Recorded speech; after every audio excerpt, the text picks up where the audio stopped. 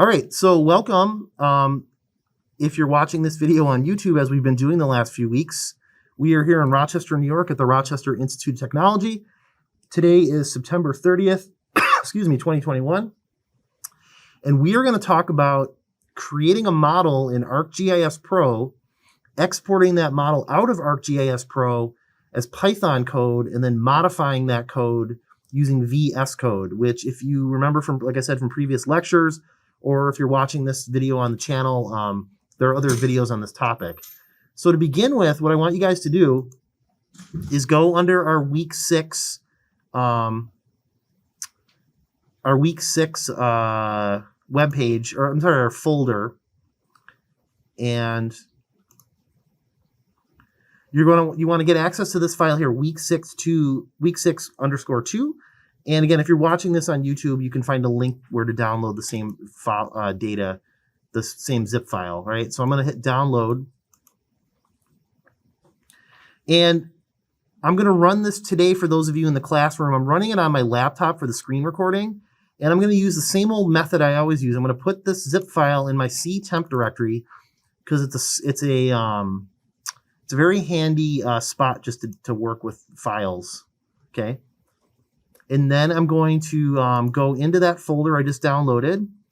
I'm going to right click and do 7-zip and extract here, okay? So I downloaded to you don't have to use CTemp if you don't want to, but it works well for me. So I'm going to do extract here. And you get a couple things that come with that. You're going to get a PowerPoint that we're going to open up in just a second, a little bit of code, some code snippets. When I prepped this lecture and ran it on Tuesday, I think it was easier just to give the code out. It's kind of complicated syntax to try to type it. And then we got 2 shapefiles that we're going to use to make our model. So let's first go over the big picture graphically.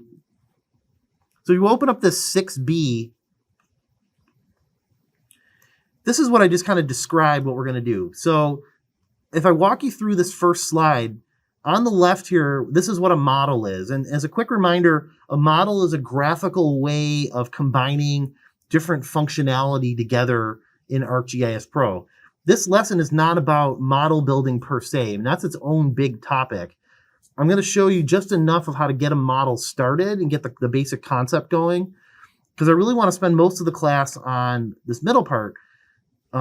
With ArcPy and so forth. So what we're going to do is we're going to create a model in ArcGIS Pro, and then we're going to export that model out as a Python script.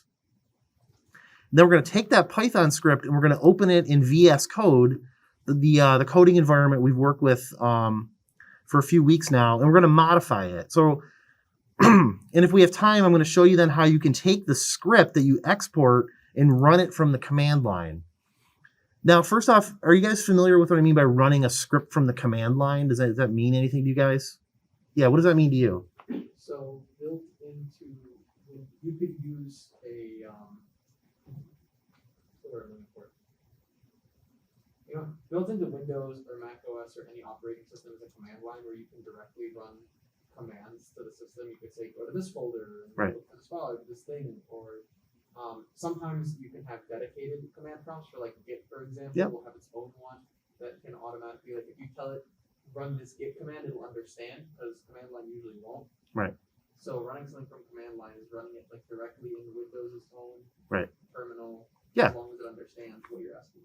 Right. So if you didn't catch that on the recording, you can run command lines in a very direct way by just typing them into the command line and they run. You don't have to open software up. And sometimes, like we heard, sometimes some programs only work from command line.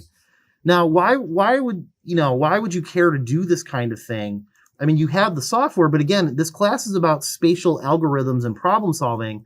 There may be times when you might want to use ArcGIS Pro to kind of get things started with a graphical model, but you'll find that if you get into any kind of serious coding, you're going to need to go beyond the graphical parts of the model. And we'll go over that. We'll drag things in there and connect them up. But once you get it into code, then you can run it from command line. Then you can do what are called like scheduled tasks, meaning you could have your code run at certain times of the day. You could also do batch processing, meaning that you could run a lot of things all at once. And you really get into more automation and so forth. So again, those of you in the classroom might not fully appreciate that at the moment, but I think once when I show you how to do all of this, it should hopefully make more sense to you. If it's, okay. So that's the big picture, and I'll refer back to this later on, and then I'll use these individual slides to walk through what we're going to do, okay? So just keep this in mind. And so let's now go ahead and open up ArcGIS Pro, and let's get started making a model.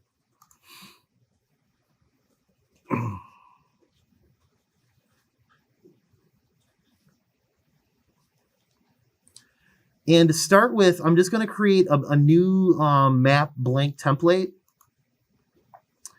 And I'm going to save it in that directory where I downloaded those files from my courses, my old friend CTemp. And I'll call it, because this is week 6, I'll call it 6B. And you don't need to necessarily create it. I'll uncheck that. So everything's going to happen right in that folder where all my data sets are, right? So I'll go ahead and do that.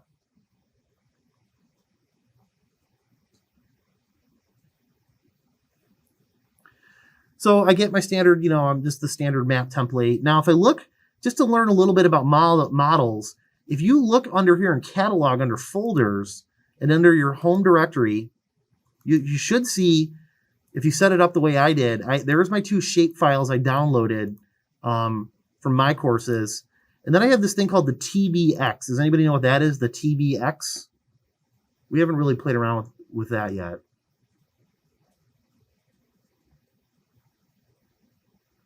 Yeah. Do you know that because you know that's what it is, or you just took a guess based on the icon and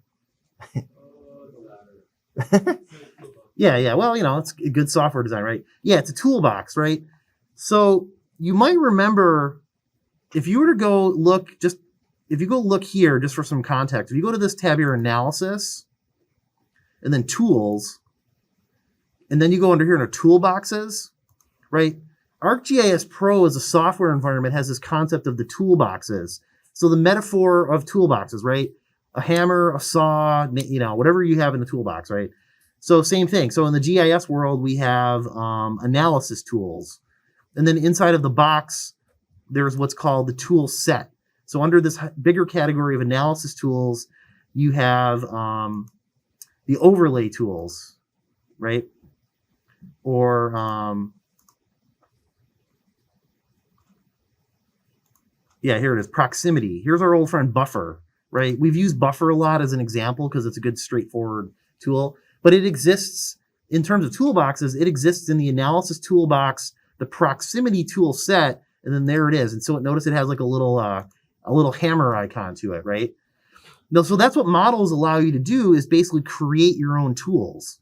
So if you get into GIS more, let's say you get a job or an internship or a co-op with an engineering company, and you've got to do some kind of special processing of their data, right? You might create a model that can do the whole workflow, and then you can reuse it, instead of having to click buttons over and over and over again. And then now that, from what I'm going to teach you today, you could export that model out as a script and run it through automation and batch processing and so forth, right? So let's go and create a model. So let's go back to catalog. Let's first, though, do this. Add MC major roads and Monroe County wetlands to your map. And just if you want to save processing, you can even turn the base map off. We don't really need it. Okay. And these are data sets you guys have seen me use before. These are the major roads, the interstates of where we live here in Monroe County. And as the name implies, the other ones are wetlands. They're areas that are wet. Okay. So what we're going to do now is, if I go back to here, we're going to create a model that's going to string together a couple different tools. The model is going to first take those major roads and create a buffer around those roads. And then the output from that buffer, as shown by the green circle here, is going to feed into the clip tool, or you might even call it the clip geoprocessing. Is anybody familiar with clip? Have you guys ever seen that? Because I don't think we've talked about it in class. No? Okay, well, I'm ready for the slide. So if you look at slide 3, here's the idea behind a clip. This is one of the classic vector geoprocessing functions of Esri software, even way long before ArcPro existed. So the concept with clip is they call it the cookie cutter, right? So you have your input or your cookie dough. In this case, it's the wetlands.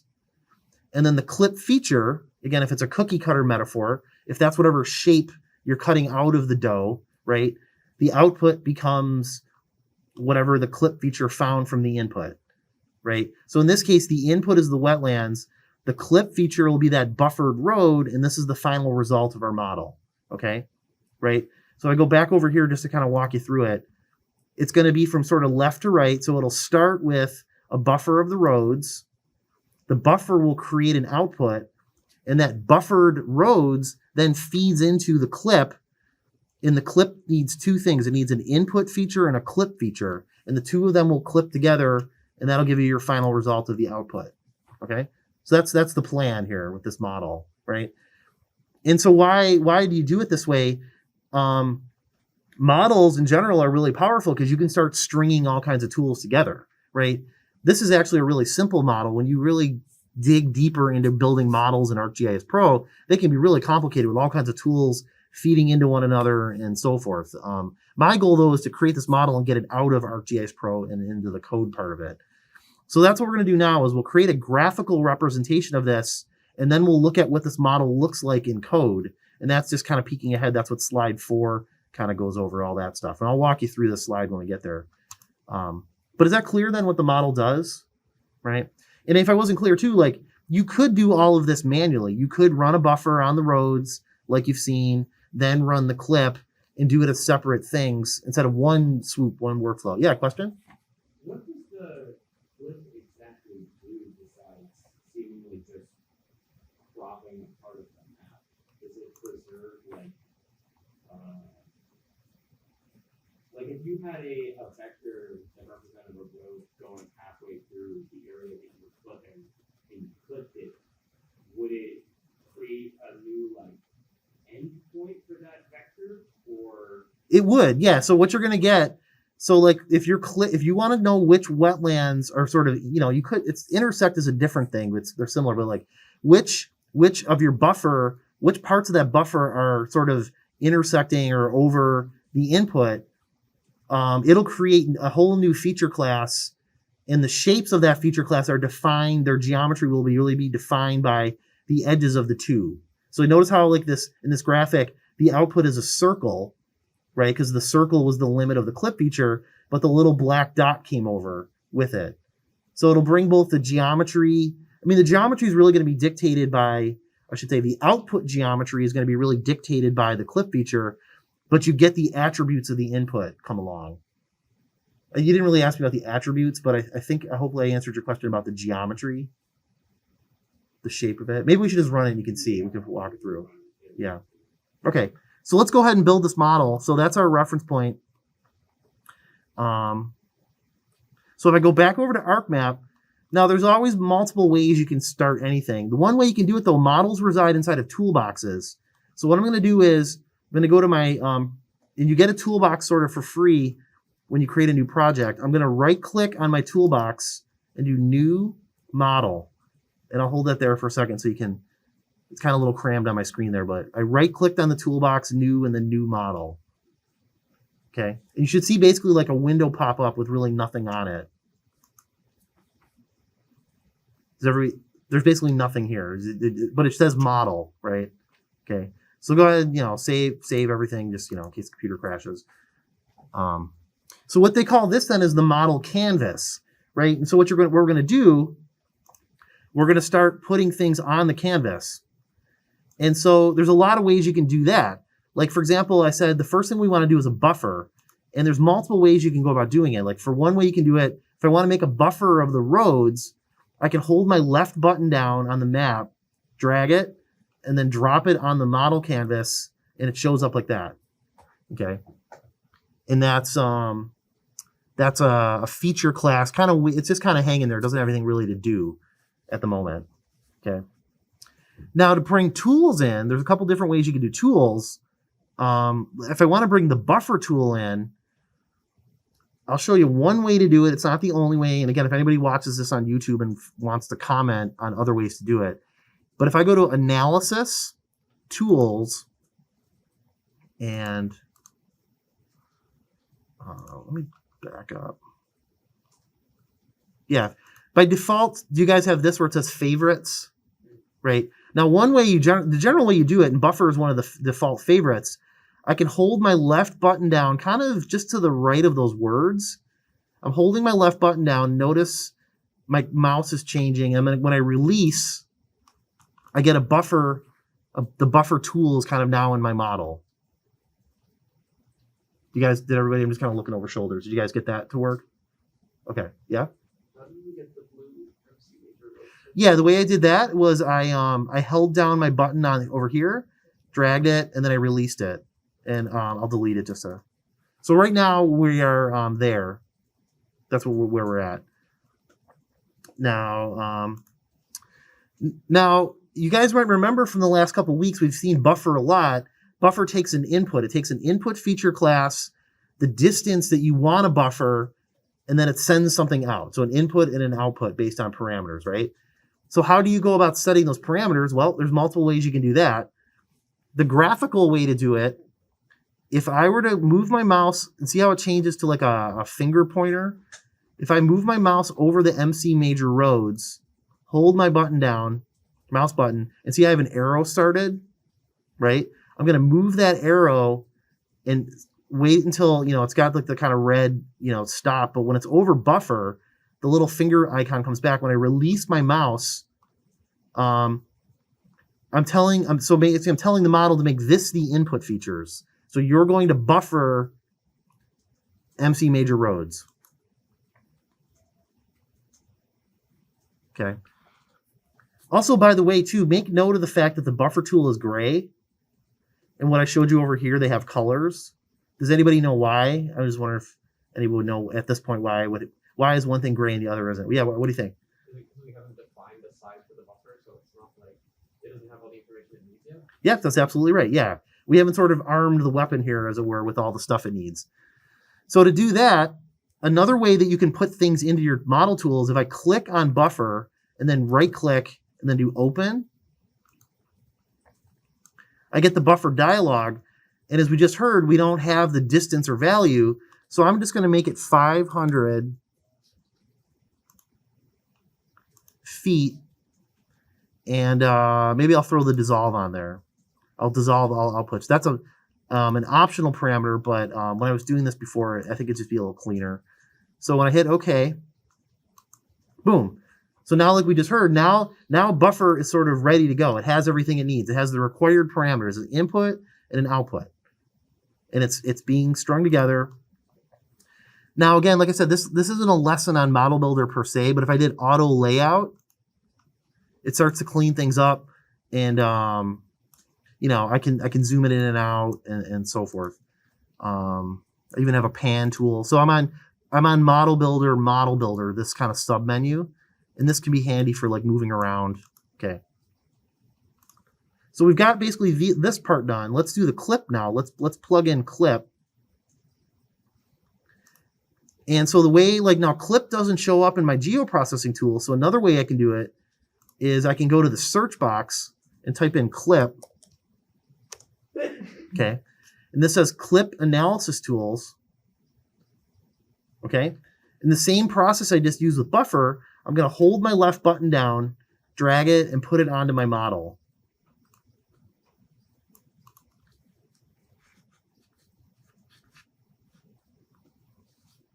Okay, so far, you guys with me? Okay, so now I can use the arrows. I can I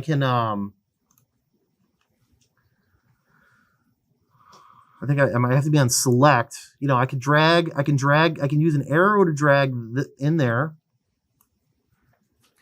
And this is the road buffer is actually the clip feature, right?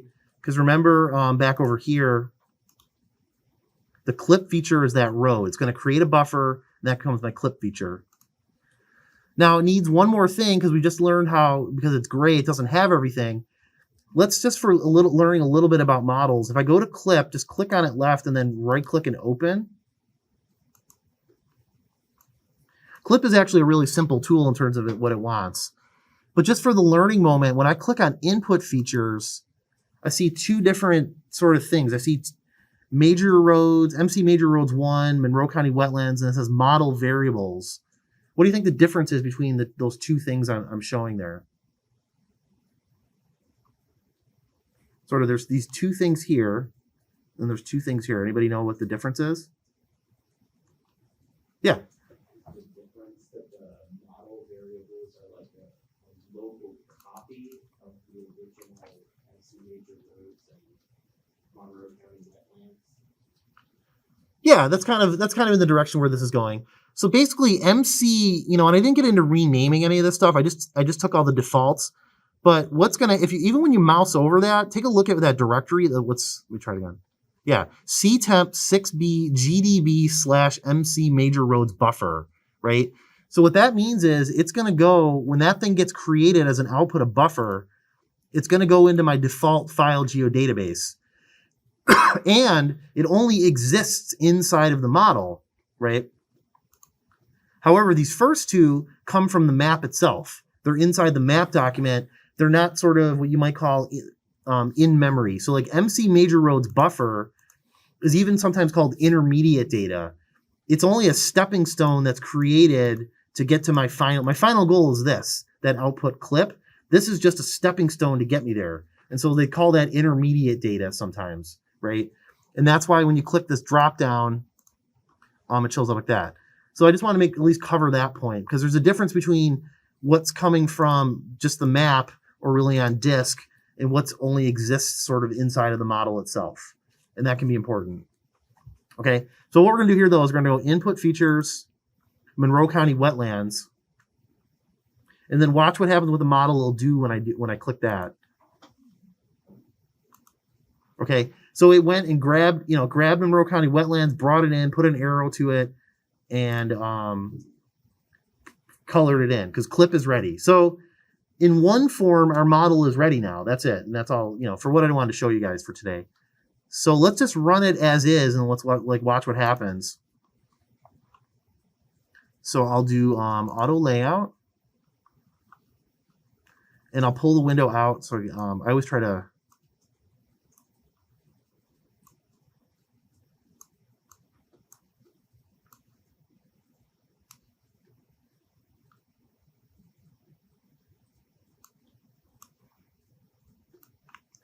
Now to run a model, you're going to go to the model builder menu. You often want to hit, almost like compiling it, you want to hit validate. That checks everything over. Then watch what's going to happen. A bunch of things, when I hit run, what you should see happen is you should see each of the little bubbles turn red. And that means something's happening, right?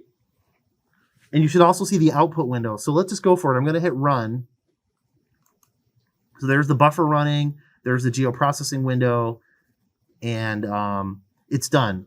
Now, one thing I forgot to do click add to display, but that's all right. So you don't see anything happen in the map, but let's look even what happened here. So now if I go in 6B GDB, there's that MC Major Roads buffer, which is this thing. And here's Monroe County Wetlands clip, which is this thing, right? And so if I take Monroe County Wetlands clip and drag it into my map, and I'm going to double click on its shape just to make it a different color, make it stick out visually. I'll make it blue. There we go.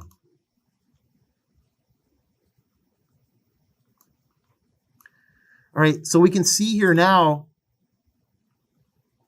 there's the model result, right? Because if I go back to the file geodatabase, here's that sort of intermediate data. So this buffer here, that purple thing, got created. Right, so there's the roads. The model created a 500-foot buffer.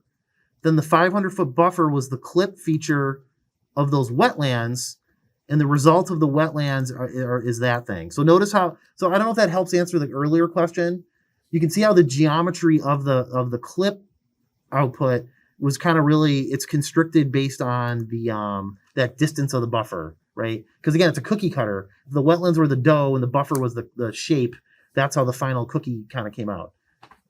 That's what they always call it, a cookie cutter. So now let's take a look too at the model itself.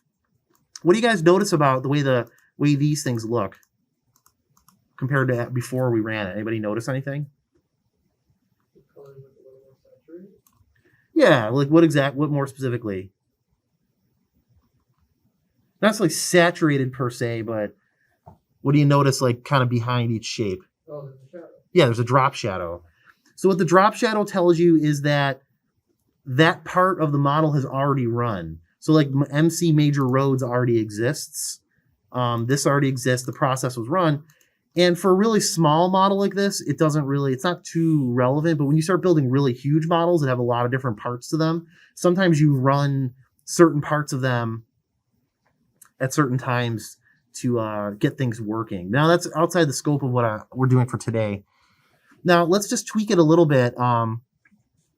One thing I forgot to show you too, if you go to the final output, the clip, if I right click on it and do add to display,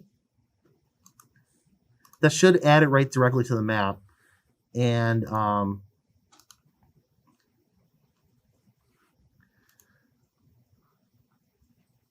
then I believe if you go ahead and if you hit validate, it should reset everything. So let's hit validate and we should see those drop. So basically validate means to restart it. Like let's say you change something in it. Yeah. So everything's been changed over again. It's ready to run again. So let's, for transparency, let's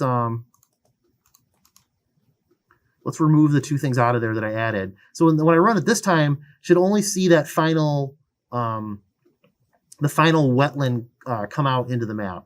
So let's run it. There's the buffer. There's the clip. Yeah, and there's now this time it added it to the display. I just forgot to show you guys that.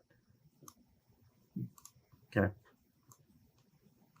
And again, everything I just pointed it all at the default geodatabase. And when we get to the actual code of it, did you guys get the model to work in general? Just that basic process? No? Yes. What's the matter? I'm not seeing the model builder under the drawing marker.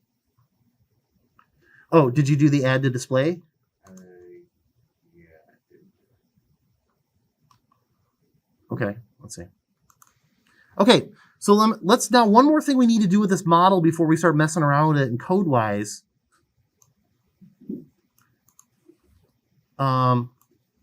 Let's save the model. Now take a look.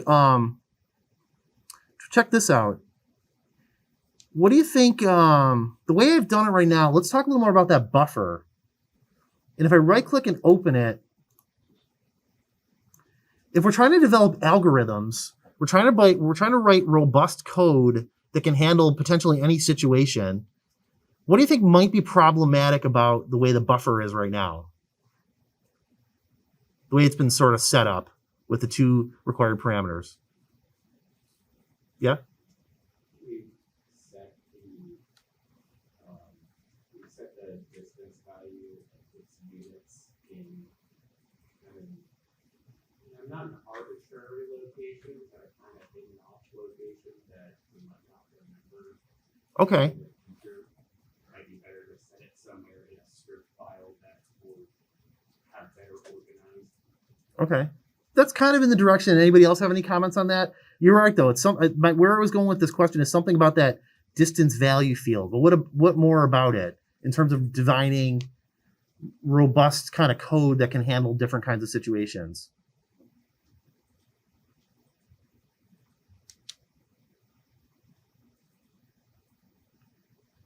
There's a one-word answer. It starts with the letter H. Yeah. Yeah, it's hard-coded, right? So right now I've hard-coded it. The model's only going to run for 500 feet. Well, maybe I want 650 meters. I don't know. It's because I'm building a tool, right? I have different settings. Like I often use the example of a calculator. A calculator that only can do 2 plus 2 is pretty useless, right? It has to take whatever plus whatever, so it has to be flexible, parameters, right? So models can do that kind of thing. And something to also show you, you can expose parameters of this model, and basically the inner workings of all these little bubbles and stuff can be sort of in a black box to the to your end user. So you can use models to create tools that you could then share with other people. And when you do that kind of thing, you want to expose parameters out, saying just send me in your distance, I'll take care of the rest of it. You don't need to worry about what I have going on here, right? So to do that, if I go to buffer, and I right click on it and do create variable from parameter distance or value, okay? So I'll just hold that. So I right clicked on buffer from parameter, right clicked on buffer, create variable from parameter distance or value field. That's what I'm selecting here, okay? And so now you can see, so this is showing you that that sort of parameter is going to be coming into buffer. And there's one other thing you need to do then. If you now go on this and right click and do make it a parameter, this will make it external to the model. And I'll show you what the significance of that in just a second. Okay, so you should have a little, when you have a little letter P, that means that that parameter is external to the model, right? Does everybody, did you guys get that, those steps down? All right, so when I save it, if I were to now go back over to catalog and then right click on the model and do open, right? It's basically this is what the model looks like as a black box. It's not a graphically exciting model. It's just, you know, the parameters for the thing, because I've exposed the distance value field. So like if I were to validate the model, save it, and then just even close the model editor, just close the whole thing, right? And then if I were to, again, I'll back up the way I did it. If I again go to catalog, right click, and then open. So now if I want to run my model without using, like again, the bubbles and all that, I don't want 500 feet this time. I want 650 feet. I'm just making that up, but and I go ahead and run it.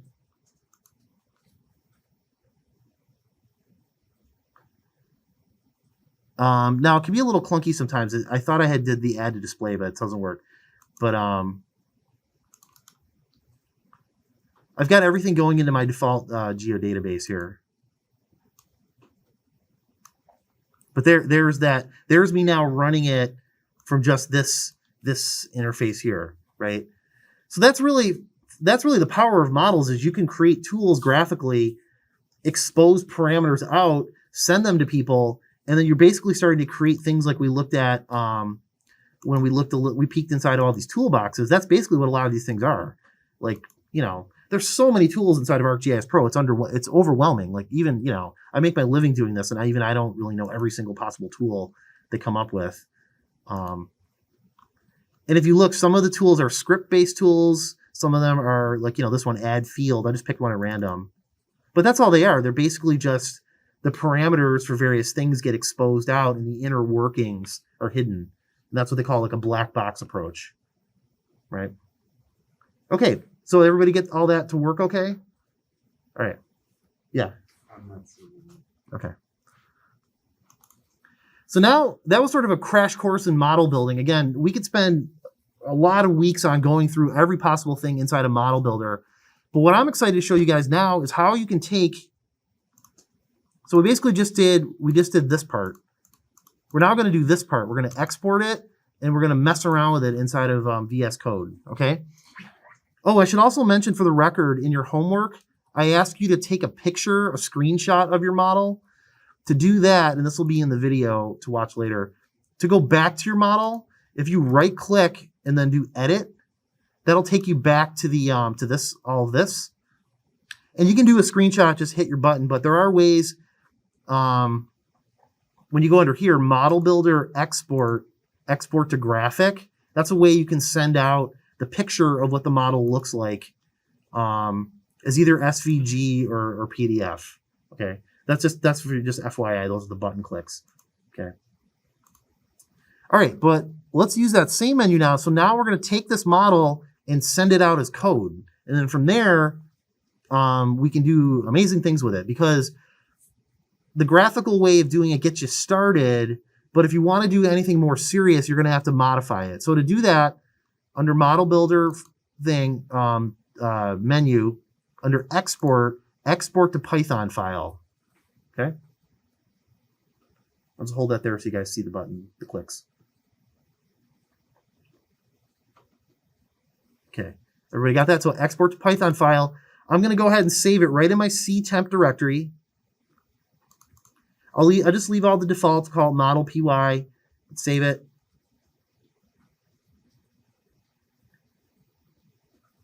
And we're good to go.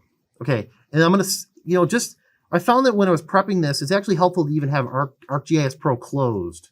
Like, almost like magician. There's nothing up my sleeve here. We're going to, so I'm going to save my ArcGIS Pro project, save your model tool. Because by the way, this will give you a good start on your homework, perhaps, if you can come back to this. So I'll close ArcGIS Pro. And so now we're on to VS. Now we're on to VS Code. All right. So go ahead and open up VS Code. Hopefully you guys are familiar with it now. VS Code. And if you're watching this video on YouTube, there's a lot of videos on the channel that have talked about using VS Code and so forth. Okay. So in VS Code, I'll try to make it as big as, whoa, all right. I want to go ahead and open up that Python file. So open file, and this assumes that you have Pythons installed and all that stuff we've done in previous weeks. So I'm trying to build on it. So I'm going to go to C temp, and I'm going to look for my model.py file. Okay.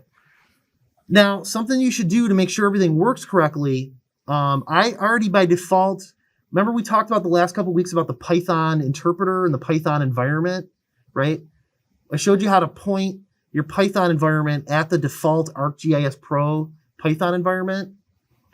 So if you're seeing anybody's seeing kind of squiggly lines under the word ArcPy, anybody have that? Yeah. So what you have to do is point it at your default ArcGIS Pro environment.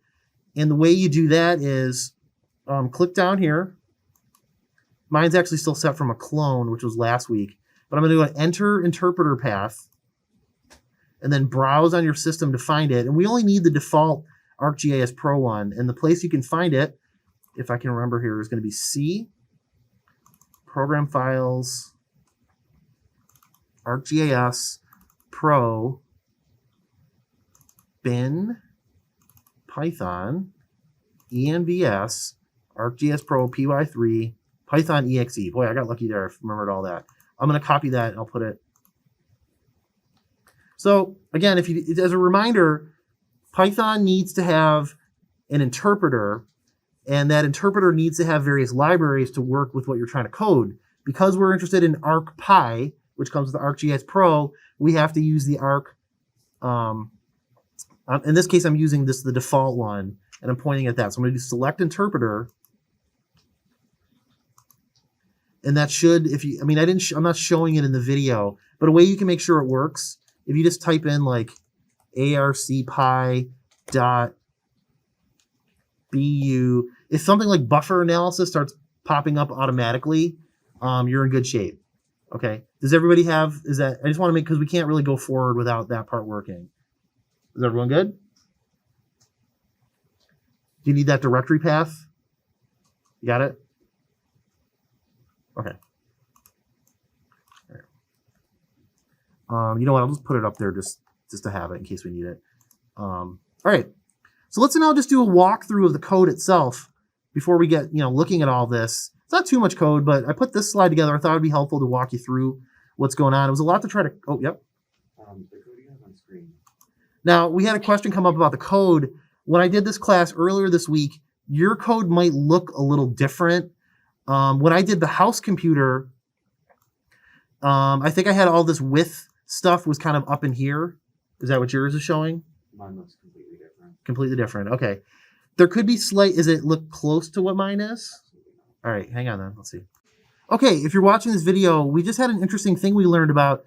Different versions of ArcGIS Pro are going to create different versions of the output code from export Python file. So if you're watching this video, I had version 2.8.0. A student in the class I believe he said version 2.4. And you out there in the lab have 2.6 or something. What was it? 2.7. So we're basically dealing with like 3 different versions of the output code. However, that shouldn't really be a huge issue for what I want to show you.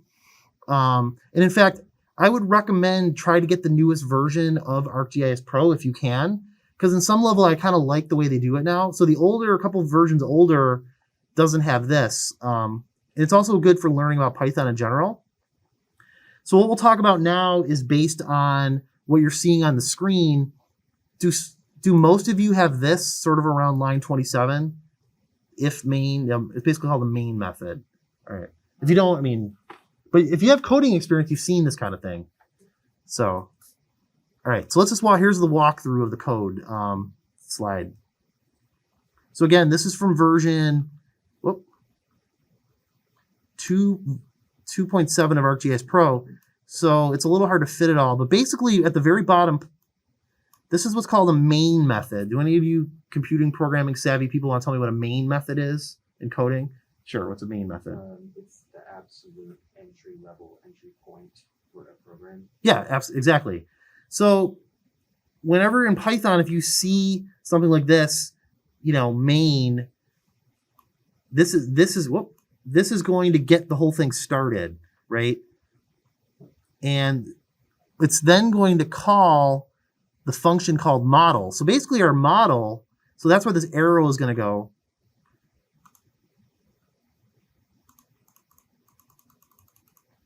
Right?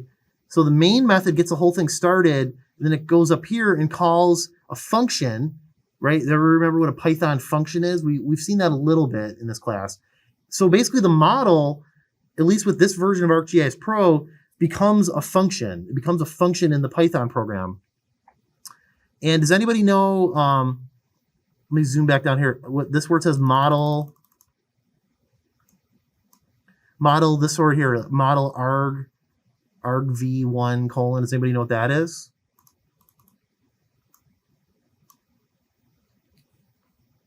Yeah.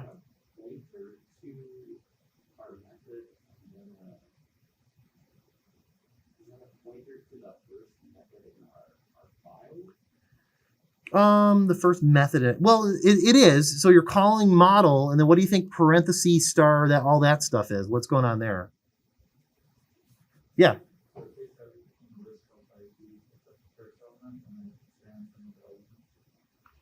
Kind of. So if you follow up to main, follow the arrow in the slide, and then look at what's there. Look at what, remember what these are called? So the parenthesis and then says distance value or field and so forth, output feature class. What do you call those in a function in general? Parameters, right. So what's going on down here? This gives you the possibility to do command line parameters. So hoping if I still got about 25 minutes left, what you can do when this becomes its own standalone script, you can run it and you can pass in basically the first parameter can become the distance value. So it has a default hard-coded value, but when you run it from command line, you can pass it in. It's the equivalent of, I guess it was good I opened ArcGIS Pro back up. Remember when I showed you guys just a few minutes ago, we looked at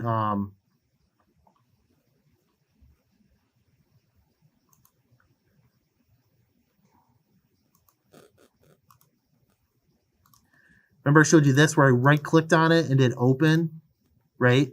And I have it 500 feet, 600 feet. That's basically the code equivalent of passing an argument in to get the whole thing started, right? So that's what this is. Well, that's basically what that does for us down there. So it's kind of cool actually because you can pass in arguments, and then it has a hard-coded output feature class. Okay, and then you see the actual part of the. Again, this is code I modified a little bit. Oh, sorry, this was just a hard thing to try to show on one slide. But step 2, the model gets called, and then it starts doing its thing, right? And so if you look, you'll see buffer, then clip, and then some extra code. I said here number 3. That's all of our graphical model. That's what it looks like now in code, right? And then I'll show you in just a second some extra code that I added So, and that's kind of the cool thing about exporting these out. You can then take it, you're in the world of Python doing whatever you want to do, right? And so let's go through that. So are you guys at least clear at the general framework, I guess I might call it? All right. So first off, the thing we have to do, if we look at this, so here comes our main model, right? The first thing we want to do is we're going to change this to true, because we might want to run this thing multiple times. So we're just going to back up on false and type in true. Okay.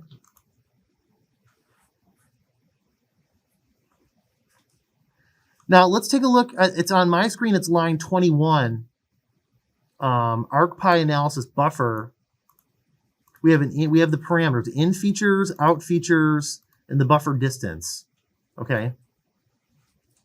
So what do you think might be a problem? There is a problem here we have to fix a little bit. From what you guys remember about ArcPy coding, what do you think might be the problem with that right there?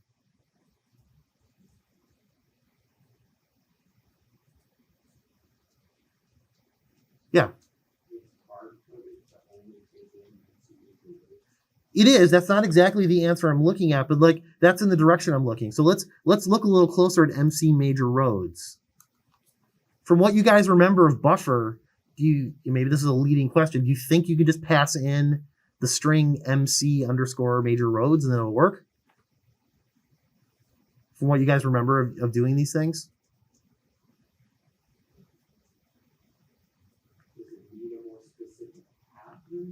It does, in fact, yeah. In fact, let's run it and break it and see what happens, right? So I'll put a breakpoint on line 21. I'll just run the code. Assuming now I've got everything, my environment set up, I should be able to run this really as is, just to see what happens, right? So if I go to run, start debugging, and I didn't put any error handling in, I'm just going to run it and see what happens. I'm just going to debug the current file.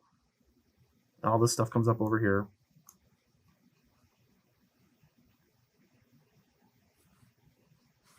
Okay, so it was working. It got to my line. Now when I go to the next line, it's going to blow up when I do a step over. And okay, so I didn't put any error handling, but it says dataset MC major roads does not exist or is not supported. The whole thing fails and falls apart, right? Because the reason was, if you might remember when we were in ArcGIS Pro, remember I dragged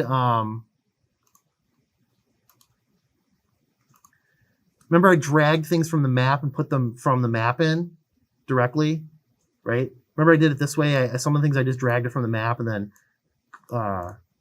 hooked them up that way, right? So what happens when you do it that way, when the code comes out, the code is assuming it's going to run in the Python window in ArcGIS Pro. And when you run things in the Python window, you don't need to resolve full paths to everything. It kind of already knows they're there, right? And I'm sure if someone watches this video later and has a better way of setting things up. But basically to make this script, if our goal, again, I go back to the big picture, if our goal is to try to run this thing completely outside of ArcGIS Pro, I need to make sure all those paths are tightened up and they know where things are. So that was a long explanation to do the following. So we're going to just add a little code. I'm going to call it SHP directory. And I'm just going to make it ctemp.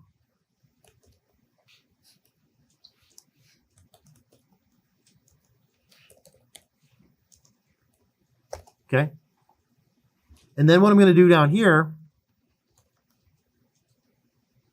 is take shape directory and just plug it into those existing strings, concatenate it, and then don't forget to put .shp on the end of those things. Because again, we're just working with what I gave you guys for class today.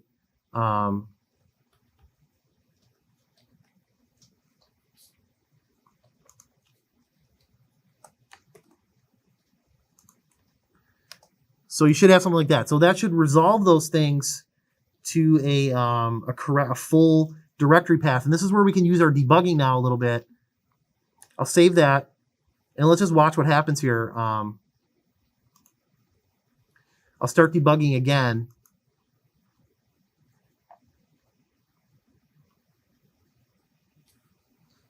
Okay, so now if I mouse over, the input features,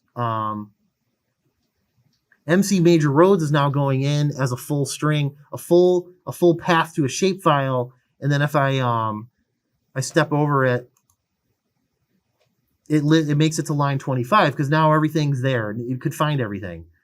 And if you were watching behind the scenes, the output, it's taking the default and sending it in there. And so that's the buffer, right? That's the out feature class.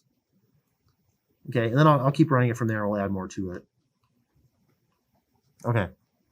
If you see this kind of thing, this happens a lot when you have ArcGIS Pro open and you're trying to mess with things behind the scene in code. That's what this is on my screen. So I'll just stop it.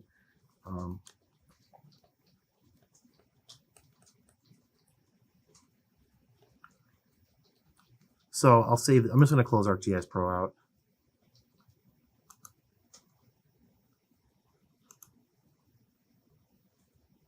Okay. Is everything working okay for you guys from a little bit we've done? All right. Close this. Okay.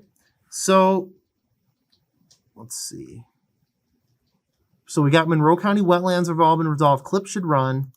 Let me just try running this thing as is without ArcGIS Pro open. I'll put a little print statement.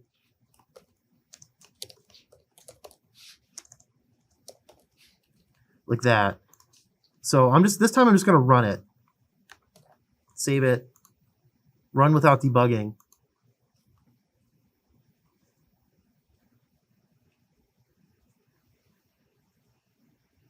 Yeah, so it's working. There's not much happening visually, but it got to line 28, printed out the statement done, went back to the command prompt. All right, all I had to do, so at a minimum, all I had to do just to use it as is just fully resolve those shape files that get plugged into the buffer in the clip. Because if you look at it, it's going to run the buffer, and it puts, and it's going to create. I should mention this too. Take a look at what's going on here. That part, and then look at the rest of it. Anybody know what's happening here?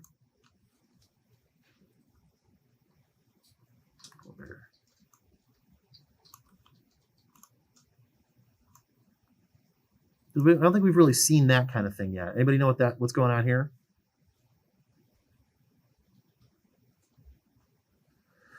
What that is what they call a standalone feature class. So ctemp6b.gdb is the equivalent of this, right? It's that, okay? File geodatabases are a very technical topic that's beyond what I know about.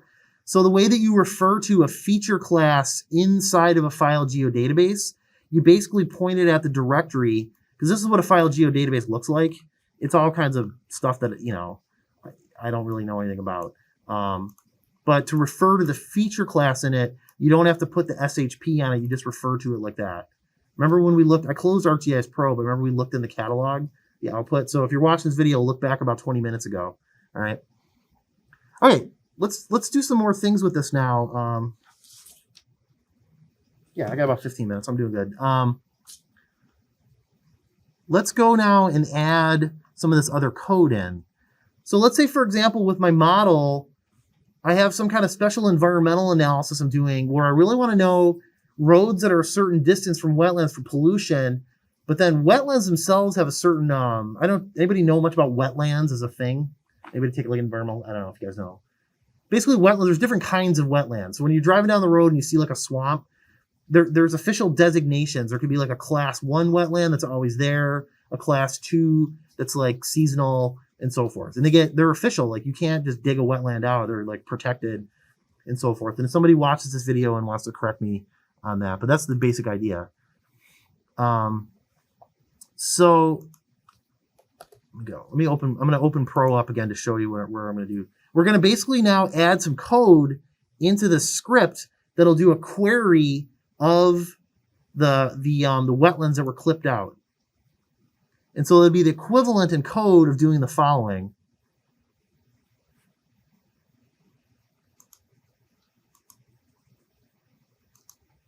Right, so here's an old feature class that's a result of a model, right? And so again, there's that what I just talked about. There's the file geodatabase. There's the things inside of it, like MC major roads buffer. That's the equivalent. That's how you refer to that in code as a string, right? So if I were to bring MC wetlands clip in just to look at it, and I right-clicked and opened its attribute table,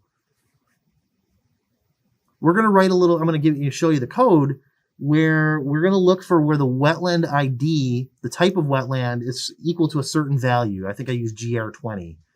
So in code, we're going to do the equivalent of, if I were to right-click, do select by attributes, a new expression,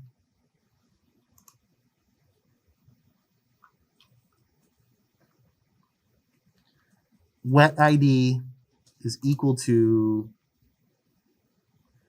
GR20 is what I just used. So if you look at this, the SQL, we're basically, you can use that SQL sometimes too. We're going to basically put some code in to run this query. So I'm going to hit apply. It brings back 3 records that match that. So from the output wetlands that were created from the model, we're then going to run a query and only look for how many of those wetlands meet this criteria, right? But we're going to do it in code. I mean, I showed you the idea in ArcGIS Pro. So that's where we'll go now to our code snippets. So if you go back to the files I gave you for this week that you downloaded, if you go in this file right here, code snippets txt,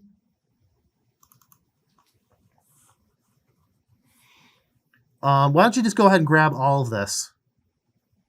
And this could be potentially problematic with indents and so forth. So grab all of that code snippet, copy it on your clipboard. And then in my case, I'm around line 27. I'm going to paste that whole block of code in right after the clip happens, okay?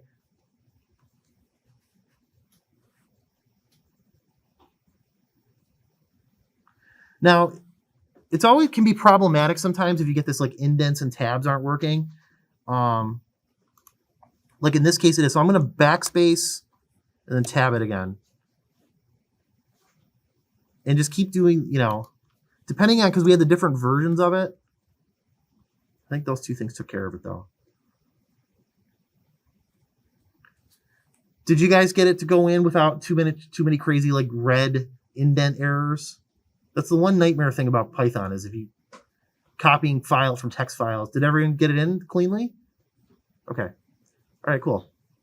All right, let me show you a few other little modifications we need to make. So on my line 30, make feature class management, basically what this is going to do is it's going to take the wetlands clip and make a copy of it, okay? And I didn't change the name in the code. So what we can do here, this is just good for coding practice too. I'm going to highlight all that and start typing MO Monroe County Wetlands clip, okay? And I put the references in if you want to look up what these tools do. But basically what make feature layer management does, it makes a virtual copy of a feature class. So you don't, if you don't want to potentially harm your feature class. So we take the clip that got created and we turn it into a temporary feature class called temp features. Okay. And then on line 32, we run a query on it. We do the equivalent of what I just showed you, kind of doing select by attribute. We do all of that with one line of code here. Select layer. So if you back up on the commas too, you can start to see the parameters of the various methods, right? I already gave it to you. So we're going to tell it to do a new selection. And this is some good coding practice stuff here. Take a look what's going on in this one. You pass in a where clause, right? So what I just showed you over here,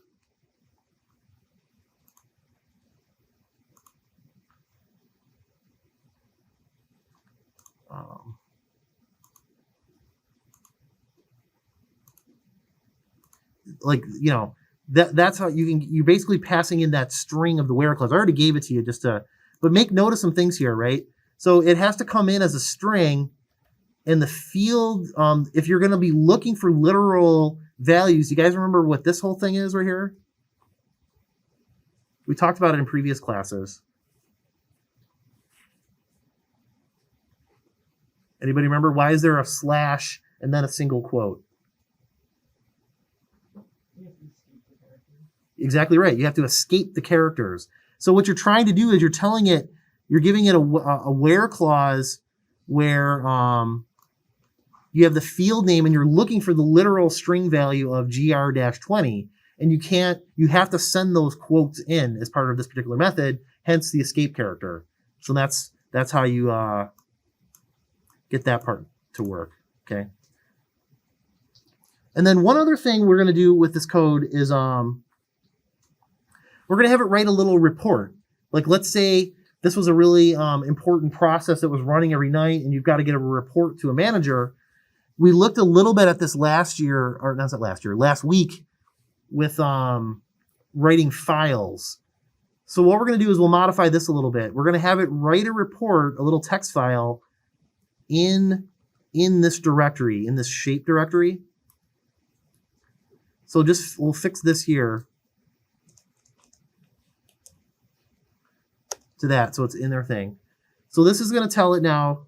Do you guys remember what goes on? Anybody want to walk us through what's going to happen there based on your interpretation of it?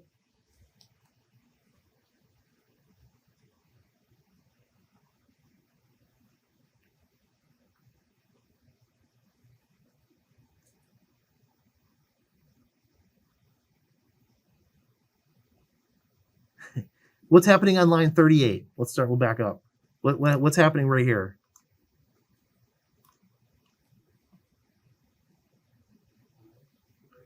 I hear some things out there. What? Yeah, I'm basically creating with F, the open. Remember we talked about file IO. We're going to open up and create a new text file. So in the shape directory, model report, and what do you think the W switch, what do you think that means? Yeah, exactly. So we're going to create a new file or open it if it's already exists, and we're opening it for writing to it. We're going to send stuff into it, okay? And then so take a look at line 39.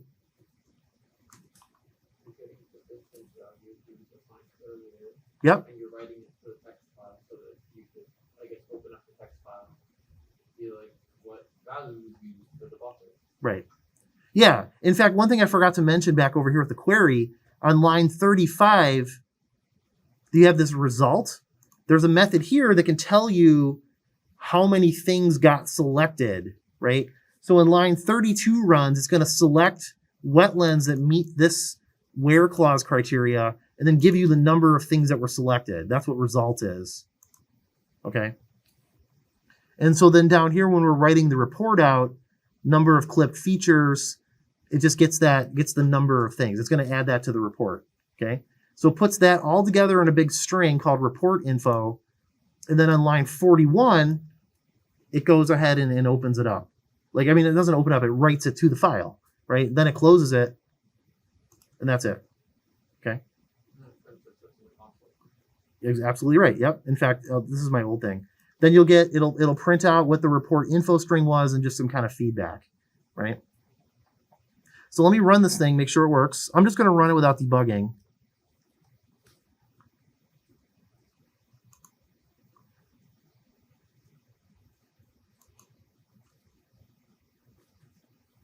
Side question: why in line 50 is the file path multicolored?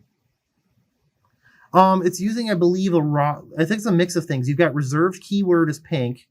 You've got a variable and its method is green. You've got a parameter name in blue. Then you've got a raw string. Oh, I meant like how it's the file, the C colon is red, and then it goes, like, I understand the methods. Oh, I don't know. I think that's just how it's interpreting. Because I think it's that's an escape. yeah, but it's weird because it's in a raw string, so it thinks it's it's like a tab escape character, but it's not because it's working. I don't quite understand the reasoning.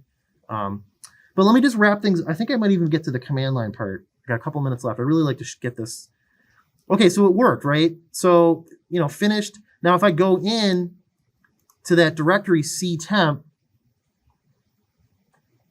here's model report that got written, it got created at 12:10, and that's the time it is roughly right now. If I open this up, I use 500 feet, and I had 3 clipped features, right? And so 3 clipped features,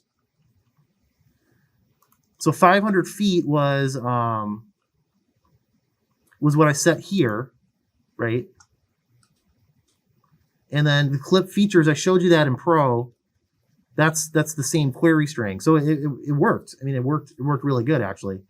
Have you guys been able to follow? Have you guys been keeping up? Is the pacing okay? Did you guys get that to work? Yes, no? Okay, let me show you one more thing, and then I'll finish up what I wanted to show you. So now, to me, what I'm excited about, the most sort of magician thing, now I want to run this thing right outside, not even in VS Code. I think it should work all right. And that's what this last slide goes over from the command line, right? So you get with ArcGIS Pro, you get an interactive Python terminal. So the way that's going to work, if you go into ArcGIS, you want the Python command prompt. Okay. So it's basically going to run Python. Now, the way that when I prep this, and again, if someone watches this video, makes it this long and has a comment, here's the method I found that worked. So I want to run my script now just from the command line with a command line parameter. So the first thing I'm going to do is change my directory to where my script is. My script is currently in model py. It's in the ctemp directory.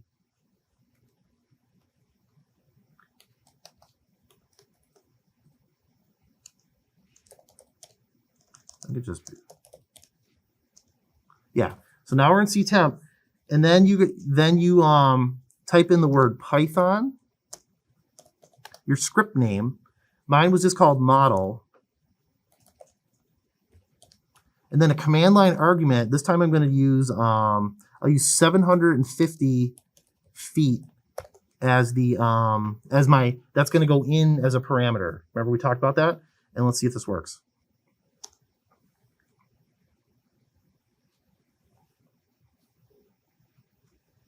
Sweet. Yeah, it worked. I mean, again, there's nothing visually stunning happening here, but like, I ran that script using the Python command line with a command line argument, right? So that's that sysarg, you can set these, I basically, my external parameter, if I go to my report, there it is, right? Now there's tons, think about the significance of that. All we did was,